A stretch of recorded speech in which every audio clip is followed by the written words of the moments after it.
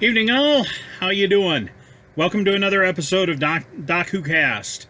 I'm running through the last 5 episodes of series 1 from the Modern Who, and I'll have the synopsis of those for you, and then I'll have my rankings. They're actually 4 stories. They're 5 episodes, but 4 stories, and so I will have my actually, no, I take that back. They're 5 episodes, but 3 stories, and so I will have my ranking 1 to 3 of those 3 stories, and then I will have another episode where I actually do a series 1 ranking from 1 to 5 of my 5 favorite episodes out of this series. So let's go ahead and get started with the synopsis for each one of these episodes. So the Empty Child was the 9th episode of the first series, and essentially the synopsis for that one reads as follows. The Doctor and Rose in the TARDIS follow a metal cylinder marked dangerous as it flies chaotically through the time vortex. It skips the vortex and lands on Earth, and the Doctor materializes the TARDIS nearby, discovering they have arrived in London during the Blitz of World War II. The Doctor tries to track the cylinder while Rose discovers a young boy wearing a gas mask on a nearby roof, asking if she is his mummy. Rose uses a nearby rope to climb to the child, but too late realizes the rope is the tethering cable of a barrage balloon, and she is carried off the ground. She is rescued by Captain Jack Harkness, a former time agent from the future posing as an RAF officer who uses the tractor beam of a Chula warship he pilots. Jack parks the ship at Big Ben and starts to flirt with Rose, having mistaken her for a potential customer of an object that he is willing to sell. Rose plays along, but insists she needs to discuss the matter with her partner before buying. Meanwhile, the Doctor returns to the TARDIS to find his phone ringing. Despite caution from Nancy, a young woman nearby, not to answer it, he does, only to hear the voice of a child asking, "Are you my mummy?" He follows Nancy as she returns to a number of orphaned children and leads them to a posh home left empty from the recent air raid sirens, so that they can eat the meal abandoned by the homeowners. The Doctor follows them inside and tries to learn more from Nancy, but suddenly there's a knocking at the door, revealed to be the boy in the gas mask. The Doctor is ready to answer it, but Nancy bolts the door and orders the children to leave by the back entrance, and she warns the Doctor not to touch the boy, or he will become empty like the child. The Doctor opens the door anyway, but the child is gone. The Doctor catches up to Nancy and convinces her to give him more information. Nancy reveals that she knew the cylinder fell near a nearby hospital and kept under close military guard, and its appearance is tied to the boy in the gas mask. She feels a responsibility to tend to the orphan children as part of the situation and leaves to return to the others. The Doctor arrives at the hospital and meets Dr. Constantine and discovers several patients that all appear to be wearing gas masks like the boy, but the masks are actually fused to their bodies. Constantine explains that Jamie, Nancy's brother, was the first patient with this symptom. Suddenly, Constantine changes before the Doctor's eyes, becoming another gas mask wearing person, and the other patients all rise to start chasing the Doctor. Rose and Jack arrive and quickly escape with the Doctor. The Doctor forces Jack to admit that the crashed cylinder is just a Chula medical ship with little value, but cannot have anything to do with this. The three are trapped in a room as the converted patients converge on them, all asking, "Are you my mummy?" Nancy, who had returned to the home to get more food, is also cornered by Jamie, the young boy, as he reaches out to her. And that is the end of episode 9 and the first of a 2-parter. So we go from The Empty Child. The next episode is called The Doctor Dances, and it is the second part of the 2-parter. And its synopsis goes as follows. Continuing from The Empty Child, the Doctor, Rose, and Jack are cornered in the hospital by patients that have had gas masks fused to their faces, asking for their mummy. Angrily, the Doctor orders them back to their room. and the patients shuffle off. They are unaware that Jamie, the index case of the epidemic, also responded to this, leaving his sister Nancy alone.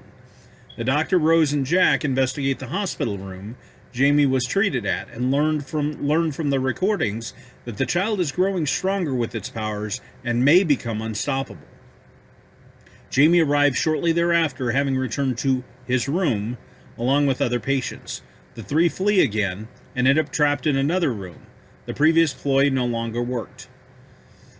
Jack teleports back to the Chula warship and plays music over the radio to help mask the doctor and Rose's location. Challenged by Rose to dance while they wait, the doctor accepts but is interrupted when they are teleported to Jack's ship after he was able to set the controls. The doctor uses the ship's nanogenes to heal his wounds while learning more about Jack's past. Nancy returns to the orphaned children and warns them to stay away from her, as Jamie is only after her and not them. She attempts to return to the site where the cylinder crashed near the hospital, but only to be captured by soldiers.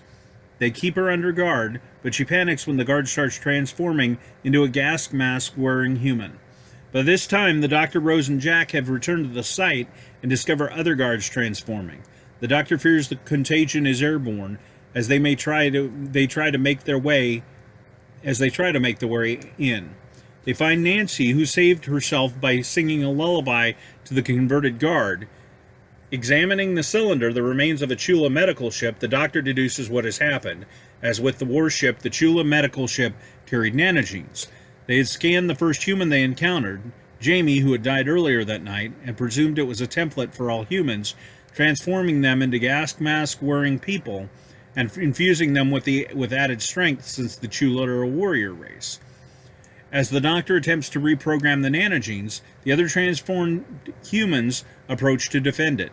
The Doctor realizes that Jamie's mind is the template controlling all these humans, searching for his mummy, and that Nancy is not really Jamie's sister, but his mother. The Doctor convinces Nancy to accept the transformed Jamie as her son and tell him the truth. Nancy accepts Jamie into her arms. The nanogenes gather around the two, determine that Nancy is Jamie's parent, and that her DNA is the proper template for humans. The Doctor directs the nanogenes to undo their previous transformations, returning everyone to normal, including restoring Jamie to life. As everyone is recovering, they see a German bomb approaching the site. Jack returns to the Chula warship and uses it to tether the bomb and steer it away from the Earth. The Doctor orders everyone to flee the area, setting the Chula medical ship to self-destruct to destroy the technical parts without changing the timeline. The Doctor proudly boasts that everyone lives as he and Rose return to the TARDIS, but learns that Jack is unable to stop the bomb or leave the ship and is preparing to sacrifice himself. As Jack comes to terms, he discovers the TARDIS has materialized aboard his ship, and he joins the Doctor and Rose aboard it as they dance together in celebration. That is the end of The Doctor Dances. We have 3 more episodes. So the next one is Boomtown. This is a return to the aliens of an earlier 2-parter. Their family name is the Slitheen. I'm not sure we ever really did truly get an alien name for that race, but the family name is the Slitheen, at least. Okay, so like I said, the 11th episode for that series is called Boomtown. And the synopsis is as follows. The Ninth Doctor lands the TARDIS in Cardiff, using the energy of the Cardiff Rift to recharge the engines of the time machine. Rose has Mickey bring her passport to the TARDIS, and together with the Doctor and Jack Harkness, they go to lunch. At lunch, the Doctor spots a newspaper article showing Margaret Blaine, a Slitheen, has become Cardiff's new mayor. The four track down and capture Margaret to find out what she is doing there after their previous encounter, which was in the episode World War III earlier in the season. The Doctor observes Margaret's scale models plans for a new nuclear power plant, but identifies that it is purposefully flawed to cause a meltdown that would open the Cardiff Rift and destroy the Earth. He also discovers the model contains a functioning tribophysical waveform macrokinetic extrapolator that Margaret would have used to flee the Earth. The Doctor decides to take Margaret back to her home planet of Raxacoricophalopatorius, but she reveals that she has received a death sentence there and will be executed upon returning. The Doctor agrees to her final request to accompany her to a dinner meal. Margaret makes several half-hearted attempts to kill the Doctor, but he easily avoids them. She then tries to play on the Doctor's sympathies, asking him to take her to another planet instead. Back at the TARDIS, Jack begins integrating the extrapolator into the TARDIS to speed up the engine recharge. Rose and Mickey hang out together, and he claims to her that he is dating someone else because she is not there for him. And he begs her to promise him that she will eventually come back to him in the end. But before she can answer him, loud sounds like thunder start to reverberate through the area. Cardiff is soon struck by a large earthquake that seems to be coming from the rift. The Doctor, Margaret, Rose, and Jack regroup and find that the extrapolator was a trap meant to direct the energy from the TARDIS into the rift, rupturing it. Jack and the Doctor are unable to stop the energy transfer, and Margaret takes Rose hostage and demands the extrapolator. The heart of the TARDIS opens on the console, bathing Margaret in light. While she is captivated by the light, Jack and the Doctor close the rift and disable the extrapolator. As the console closes, they find that Margaret's human suit is empty, except for a Slitheen egg. The Doctor surmises that the TARDIS sensed that Margaret wanted a second chance at life and gave it to her. The TARDIS crew decides to return the egg to Raxacoricophalopatorius so that Margaret can be raised in a different family. Rose realizes Mickey has left without saying goodbye and runs out to look for him in the nearby area, but he is gone. Rose returns to the TARDIS, clearly distraught, and the Doctor offers to wait a little longer so she can search for Mickey, but she declines, saying that he deserves better. And finally, we have episode 12 and episode 13, which is the final two-parter for the series. Bad Wolf is the 12th episode, and the plot is the synopsis is as follows. The Ninth Doctor, Rose, and Jack Harkness find themselves separated, waking up with temporary amnesia in various television game shows. The Doctor finds himself in a Big Brother house hosted by the Divinidroid. Rose ends up on the set of The Weakest Link, hosted by the Android, and Jack wakes up to facing two female androids who offer to give him a makeover on a show similar to What Not to Wear. All three find out that the shows are more fatal than their 21st century counterparts. On The Weakest Link and Big Brother, losing contestants are disintegrated. On What Not to Wear, participants undergo brutal cosmetic surgery. The Doctor escapes from his show by overriding the termination chamber, which is unable to disintegrate him for some reason, bringing along a contestant called Linda, with a Y.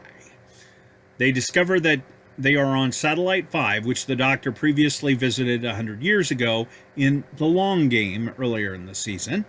It is the year 200,100, and Satellite 5 has been renamed the Game Station and is now under the control of the Bad Wolf Corporation, which shares the same name with a set of words that have been following the Doctor and Rose through time and space. Linda explains that 100 years ago, Satellite 5 stopped broadcasting and humanity became confused and lost. The Doctor, Jack, and Linda search for Rose. They find her just as she loses the final round of The Weakest Link and is promptly disintegrated. They are arrested but escape their capture and travel to the control room on floor 500. There they meet the controller, a cybernetic human. A cybernetic human. The controller uses the cover of a solar flare to speak directly to the Doctor, telling him that her masters cannot hear her during the flare. The controller used a transmat to hide the Doctor and his companions in the game, as their masters do not watch them. The solar flare ends before she can tell the Doctor who is controlling her. Jack finds the TARDIS hidden in a restricted area, which he uses to figure out that the contestant losers are not actually disintegrated, but transmatted off of the station. The controller begins giving the doctor the coordinates that the transmat leads to, knowing that her masters will hear. The controller disappears in a transmat beam and wakes up on a spaceship where she is killed by her masters. Rose wakes up on the floor of a spaceship and is horrified to see a Dalek approaching her. The Doctor and Jack discover a signal coming from the station that is hiding something at the edge of the solar system. They cancel the signal and reveal a fleet of Dalek spaceships. The Daleks open a communication channel to the Doctor, threatening to kill Rose if he interferes. The Doctor refuses to back down and vows to rescue Rose and wipe out the Daleks. The episode ends with the Daleks about to invade Satellite 5. And the last episode of Series 1 is The Parting of the Ways. And the synopsis for The Parting of the Ways is as follows. And this is just a little bit longer, so just bear with me. It's about 5 paragraphs, and the paragraphs aren't as long as the last one was, I think. But there are 5 paragraphs here, and each one's several lines, so just bear with me. But the synopsis for The Parting of the Ways is as follows. The episode opens with the Daleks questioning Rose on what the Doctor will do next. The Ninth Doctor uses the extrapolator on the TARDIS to generate a protective shield around them as he materializes around Rose and a Dalek. Jack destroys the Dalek and they exit the TARDIS to speak to the Daleks. The Doctor is surprised to see the Dalek Emperor in command, and even more surprised when the Emperor describes himself as a god. The Emperor survived the Time War and escaped to Earth in a crippled ship, where he rebuilt the Dalek race by harvesting DNA material from selected humans that were transmitted to them by the game station. The Doctor observes that the Daleks have gained human traits and emotions from this process, and hate their existence, consequently becoming deadlier than ever. The Doctor, Rose, and Jack use the TARDIS to return to the game station and prepare for an imminent attack. Jack uses the extrapolator to shield the top 6 floors of the station and sets up defensive positions. The Doctor attempts to create a delta wave generator from the equipment on the game station.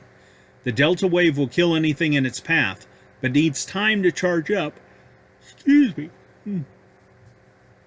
The Doctor feigns Rose by claiming to use the TARDIS for more time, but actually uses his sonic screwdriver to direct the TARDIS to return Rose to her home time while she was inside. The Doctor appears to her via a holographic message and explains that he sent her home for her safety and to prevent the Daleks from getting the TARDIS. The Daleks begin to invade the station, easily making it past the defenses and killing everyone in their path. The Emperor contacts the Doctor and taunts him about the Delta Wave, revealing that he knows it will destroy most of the Earth as well as the Daleks. The Doctor tells him that humanity will survive in some form, but that the Daleks cannot. The TARDIS arrives back in London, and Mickey and Jackie are drawn to the noise of its engines. They rush to meet Rose, who is heartbroken at being sent away from the Doctor. Rose begins to notice the words "Bad Wolf" all around the area where the TARDIS has landed, words which also exist on the station, and realizes that they are a message rather than a warning. She convinces Mickey to try and help her open the heart of the TARDIS, hoping the telepathic circuits will allow her to pilot the ship back to the Doctor. Rose tells Jackie that she met her late father Pete, and she is the young woman who was with him when he died. Jackie decides to help by borrowing a large truck from a friend. With the truck pulling, the panel on the console snaps open, and Rose is bathed in the light of the TARDIS. The TARDIS doors slam on Mickey and Jackie as they try to enter, and it then dematerializes. Back on the game station, the Daleks force their way to floor 500, killing Jack and Linda in the process. They file into the control room. Oh, gracious. As the Doctor is about to fire the Delta Wave. The Emperor again taunts the Doctor, who cannot bring himself to kill so many innocent people just to destroy the Daleks. The Emperor declares humanity will die from the Doctor's actions and orders him to be exterminated, but the TARDIS materializes before the Daleks can kill him. The TARDIS doors swing open, and Rose appears wrapped in the glow of the time vortex. She reveals that she is the Bad Wolf and that she spreads the words throughout time and space as a message to lead her there. The Daleks attempt to exterminate Rose, but she easily stops them, disintegrating the Emperor and the entire fleet. The Doctor begs her to relinquish her new power, but instead she brings Jack back to life. As Rose begins to burn up from the power, the Doctor absorbs the entire power of the vortex into his own body through a kiss. He releases it back into the TARDIS and carries an unconscious Rose back inside. They leave in the TARDIS before reanimated Jack can get back to them, trapping him on the game station. Rose wakes on the TARDIS to find the Doctor in pain. He tells her that absorbing the time vortex is destroying every cell in his body. Rose begins to panic as the Doctor tells her he won't be seeing her again. After musing on what his next body will look like and telling Rose goodbye, he suddenly steps back and bursts with energy from the regeneration process as he begins to change. After a few seconds, the energy dissipates, revealing the 10th Doctor. The new Doctor briefly comments on his new teeth before offering to take Rose to the planet Barcelona.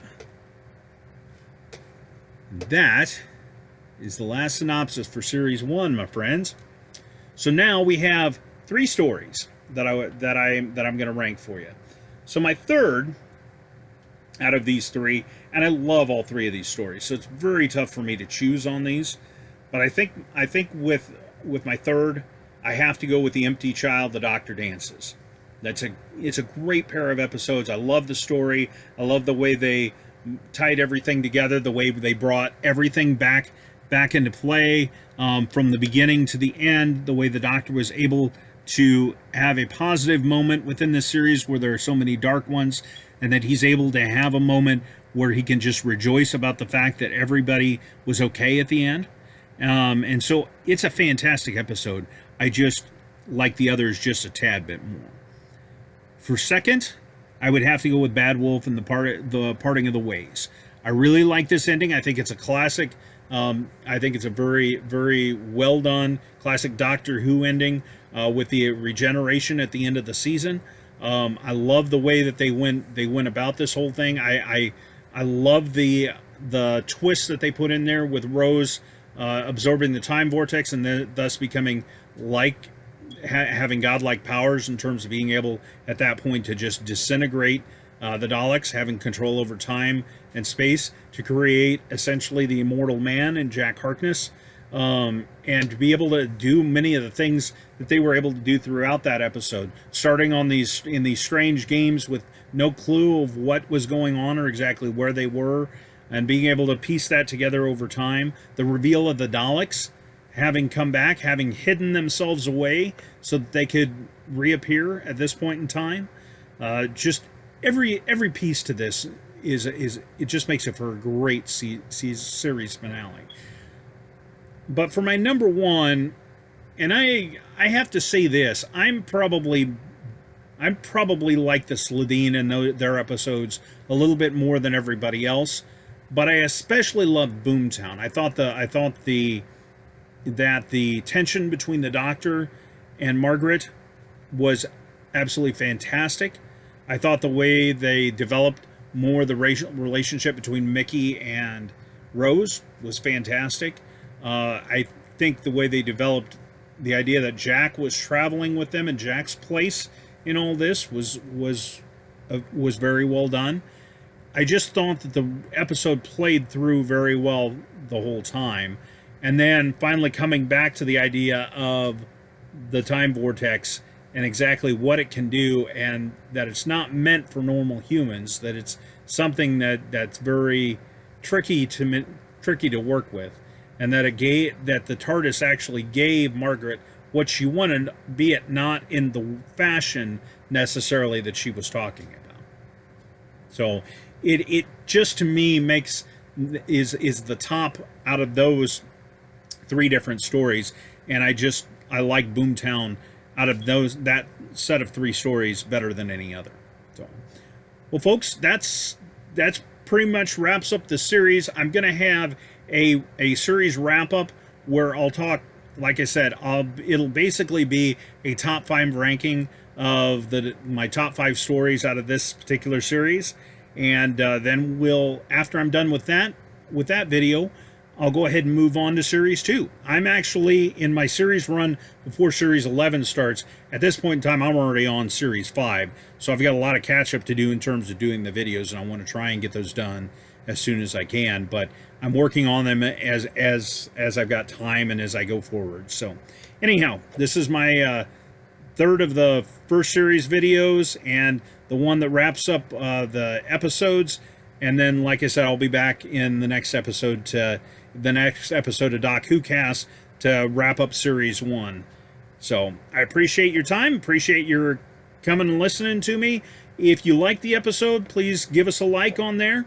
Let us know what you liked about it down in the comments. If you didn't like the episode, go ahead and hit the dislike, but also leave a comment down below about what you think I can improve on, what you think might be better with this series. And the other piece to it is, if you like the content that you've seen on the channel so far, please hit that subscribe button, and we'd love to hear more comments from you. Thanks a lot, and y'all have a great day. Husk on!